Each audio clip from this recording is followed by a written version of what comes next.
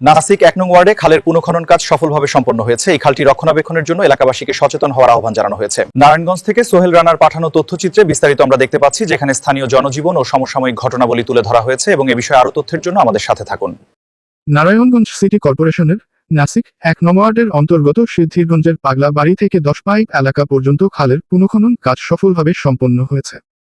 Narayanganj city কর্পোরেশনের প্রশাসক advocate Sakhawat Hossain খানের বিশেষ নির্দেশনায় জনস্বার্থে এই খনন কাজ পরিচালনা করা হয়।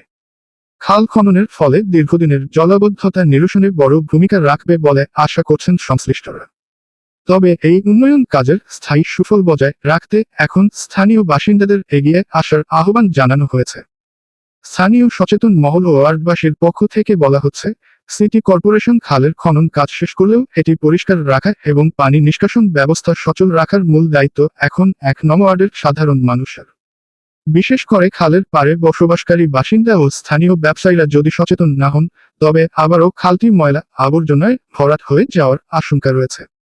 এলাকাকে পরিচ্ছন্ন ও সুন্দর রাখতে যেখানে সেখানে ময়লা না ফেলে নির্দিষ্ট ডাস্টবিনে ফেলার জন্য সকলের প্রতি অনুরোধ জানানো হয়েছে।